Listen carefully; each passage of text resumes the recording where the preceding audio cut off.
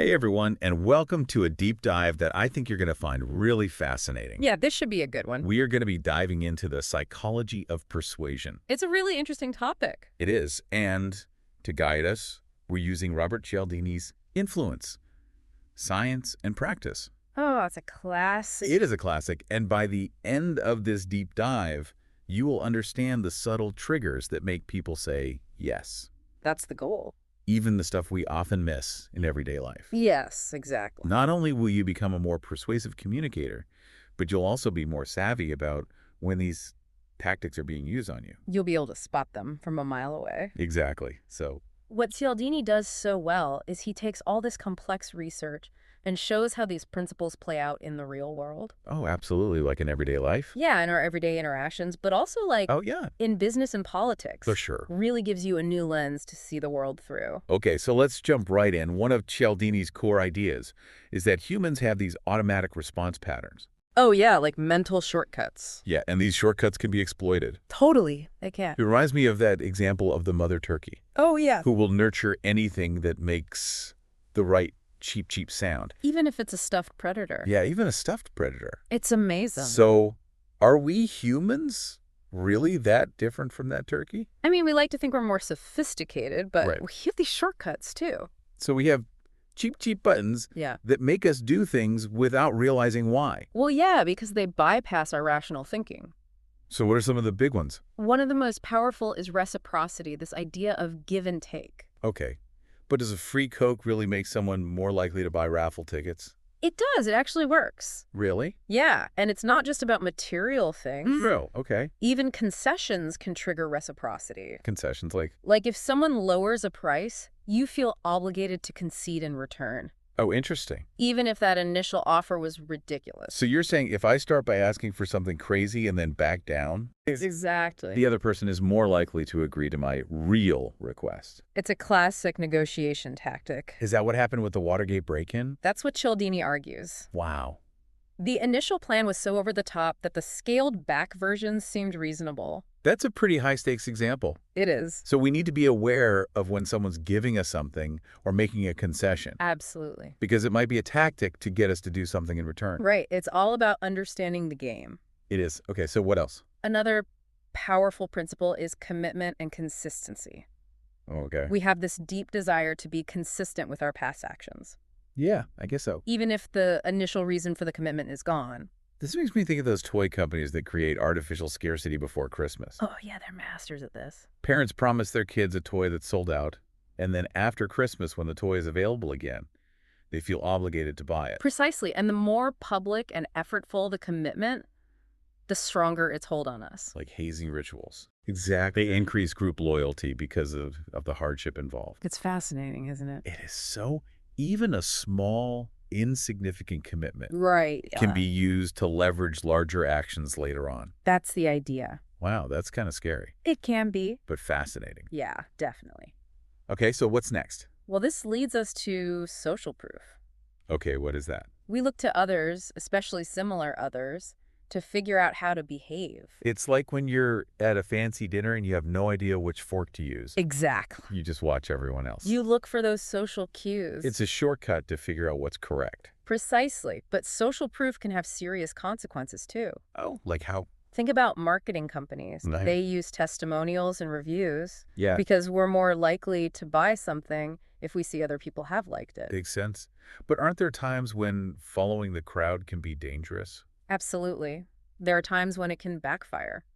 Like when... The classic example is the bystander effect. Oh, right. The more people who witness an emergency, Yeah, the less likely anyone is to intervene. because everyone assumes someone else has already called for help. Exactly. So in a crisis, our instinct to look to others can actually paralyze us. It's a powerful force. That's a sobering thought. It is. It seems that understanding this principle could be a matter of life or death. It really could. Wow. Okay, so we've covered reciprocity, commitment, and consistency, Yeah. and social proof. What's next? Well, we'll save that for part 2. Oh, come on. You can't leave us hanging like that. You'll just have to wait and see. All right, fine, but you better deliver. I promise it'll be worth the wait. Okay, so where were we? You left us hanging with that cliffhanger about the next principle. Oh, right. Yes. So what is, spill the beans? Well, it's liking. Liking. I mean, that seems obvious. It does seem obvious, right? Of course, we're more likely to be persuaded by someone we like. But it's more nuanced than that. Okay, how so? Because this liking can be manipulated. Manipulate. Give me an example. Think about those doctor endorsements in ads. Oh, yeah, with attractive actors in white coats. Exactly. They use attractive people because we associate good looks with positive qualities. Like trustworthiness and intelligence. Exactly. It's not rational, but it works. So it's not about genuine liking. It could be manufactured. It can be, and similarity plays a big role too. Similar, how so? We tend to like people who are similar to us. Like if they have the same opinions or come from a similar background? Yes, or even something as simple as having the same name. Really, just having the same name can make you like someone more? You can have a subtle influence. So if a salesperson finds out I'm a dog lover and starts talking about their rescue pup, Yep, that's a classic tactic. it's all starting to feel like a conspiracy. Well, it's not a conspiracy, but it's about understanding these subtle influences. Okay, so liking, what's the next principle? Well, next we have authority. Authority. We're conditioned to obey authority figures. Yeah, that makes sense. Even when their requests are questionable. I mean, we see that all the time, right? All the time respecting our parents, teachers, following traffic laws. But it also makes us vulnerable to people who exploit that trust. Exactly. Like by using symbols of authority. Right. Titles, uniforms, even luxury cars. It creates this aura of authority. It triggers automatic deference. Like those financial advisors who show off their wealth. Precisely. They're playing on that tendency to trust those who appear successful. Okay. That's a little unsettling. It is a bit, isn't it? It makes you wonder how much of our decision-making is really our own. It's a good question to ask ourselves. All right, so we've got liking, we've got authority. What's next? Well, last but not least, we have scarcity. Scarcity. Oh, this one gets me every time. That gets a lot of people. That fear of missing out. It's a powerful motivator. It is. So tell me more about scarcity. We tend to value things more when they're scarce. Like limited edition products or limited time offers? Exactly. It creates a sense of urgency. Which makes us act impulsively. Often overrides rational decision-making. Okay, so how can I avoid getting caught up in the frenzy? Well, first, recognize it for what it is, a tactic. Okay. Ask yourself, is the scarcity real or manufactured? Good plan. Do I really need this item? And will it still be useful even if it's not scarce? Those are the key questions. It's like those cookies in the jar. The ones that were almost gone seemed more appealing. But they didn't actually taste any better. Exactly. Scarcity doesn't equal value. Okay, so we've covered all 6 principles. We have reciprocity, commitment, and consistency, social proof, liking, authority, and scarcity. It's kind of overwhelming to think about how many tactics are being used on us every day. It can be, but knowledge is power. So it's not just about protecting ourselves from manipulation. It's also about using this knowledge to be more persuasive in our own lives. But how do we do that ethically? That's the key. That's a great question, and we'll dive into that in part 3. Oh, come on, not another cliffhanger. I promise it'll be worth the wait. It really is amazing how these principles can be used in so many different areas of life. Yeah, and you're right. It's rarely just one of them at play. It's usually a combination. Exactly like a persuasive cocktail. So how do these principles actually work together? Can you give me an example? Sure, think about a door-to-door salesperson. Okay. They might start by offering you a free sample, invoking reciprocity. Right. Then they point out how many of your neighbors have already bought the product that's social proof. Oh, I see. And then to seal the deal, they mention a limited time discount to create scarcity. Wow. So they're hitting you with 3 different principles at once. Exactly. It's a triple whammy. So they've got you coming and going. That's the idea. It's like a persuasive 1, 2, 3 punch. It really is. And that's why it's so important to be aware of these principles. Because once you understand how they work. You can start to see them everywhere. Yeah, in advertising. Politics, even your personal relationships. It's like you've been given a secret decoder ring for human behavior. That's a great way to put it. So it's not just about protecting ourselves from being manipulated. It's also about using this knowledge to be more persuasive in our own lives. But how do we do that ethically? That's the big question.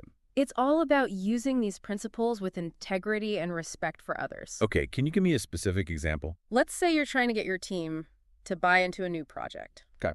You could start by highlighting how similar projects have been successful in the past. That's social proof. Makes sense. Then you frame the project in terms of the benefits it will bring to the team and the company, appealing to their sense of reciprocity. So instead of just giving orders, you're creating a more collaborative environment. Exactly. You're getting everyone on board and excited about the project. And hopefully that leads to better results. That's the idea. And remember, authenticity is key. Oh, absolutely. People can spot a phony a mile away. They can. So if you're going to use these principles, make sure your intentions are genuine. And that you truly believe in what you're selling. Exactly. Well, this has been an incredibly eye-opening deep dive. I'm glad you found it helpful. I feel like I've learned so much about human behavior and how to navigate the world more effectively. That's what we were hoping for. Any final words of wisdom before we wrap up? Just, this knowledge is power, but it's what you do with that knowledge that really matters. So use it wisely. Use it ethically and with respect for others, and you can achieve amazing things. Well said. I think that's a perfect note to end on. Thanks so much for joining us on this deep dive into the world of influence. It was my pleasure. Thanks for having me. And to our listeners, thanks for tuning in. We hope you found this episode as fascinating and empowering as we did Ishid. Remember, the more you understand about the psychology of persuasion, the better equipped you'll be to navigate the complexities of human interaction and achieve your goals, whatever they may be. So keep learning, keep exploring, and keep using your influence for good. Until next time.